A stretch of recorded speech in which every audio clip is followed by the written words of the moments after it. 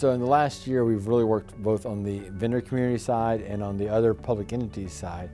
And some of those took a while to bear fruit, and some of them bear fruit right away.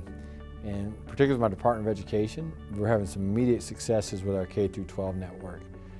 We have folks having capabilities they never had before. We're securing their networks in ways that were beyond the capability of a local school district. I mean, we're killing off viruses, we're finding zero-day exploits in their networks, things that they really don't have the expertise.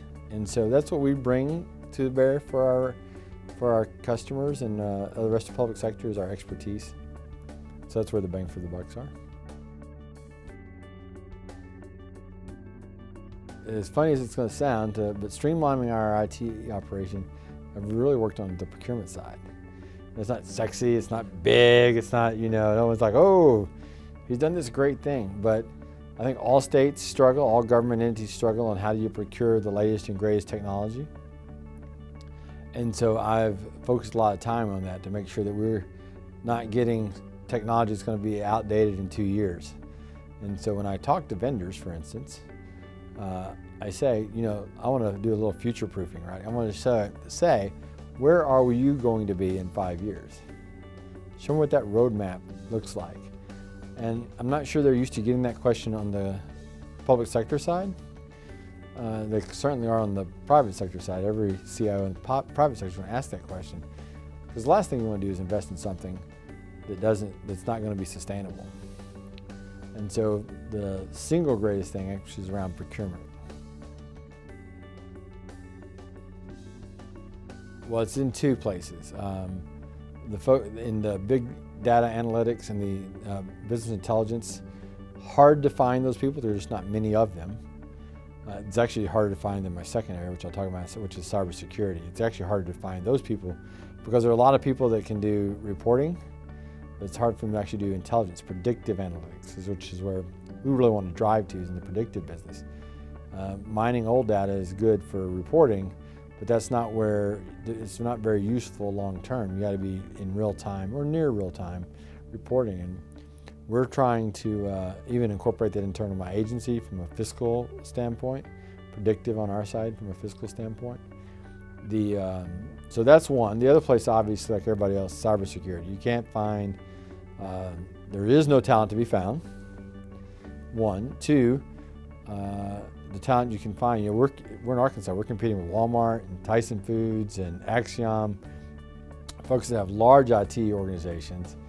Obviously, you're talking about a Walmart, much deeper pockets than the state government IT organization has. And so that becomes a challenge to us on the cybersecurity side. But those are the two. It's on the business analytics side and on the cybersecurity side. Well, I think they were sort of already on this path, but I got to highlight Gov2Go, right, where we work with one of our other partners to develop an app that allows us to deliver all of our online services, of which there's hundreds now, via mobile apps where they can choose their device of choice. It can be a tablet, it can be a mini tablet, it can be a traditional smartphone, they can go to the web, and however they want to engage, that's how they get to engage. And I think citizens don't think about that. They're just, at this point in Arkansas, used to it. I mean, we check in, when you hunt in Arkansas, you have to make sure that you kill the right animal at the right time and all this. We do all that for them automatically and over their smart device. I think we're on a path to be known for our cybersecurity practice. I'd like to say we're on the path on the analytics side, but that's kind of the same conversation. I can't find the talent, and oh, by the way, I got a big data company, Axiom, sitting less than a mile from my office, and so it's a publicly traded, sexy company, place to work. That's all they do, data analytics. So when people get to choose between the two locations, you can work for government or you can go work for the big data company. They choose to go work for the big data company. So, we're going to make headway on that, and that's like from a talent acquisition standpoint. We're going to take some risks. We're going to have to go younger than we probably would have normally. We're going to have to do a lot of training, mentoring, and risking that, hey, we're going to teach them in 2 or 3 years. they're going down the street to Axiom, or they're going to Dillard's department stores, or they're going to Walmart. And so that's a risk, right? Because that's an expensive training opportunity.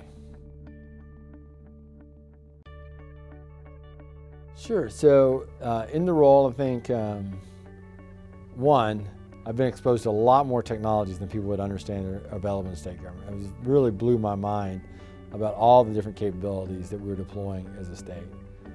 I certainly know a whole lot more about what's possible than I did before I had this role. Just because you get exposed to so many different things, whether it's the criminal justice system or the education system, or even in education, whether it's higher ed, which does something completely different than K through 12.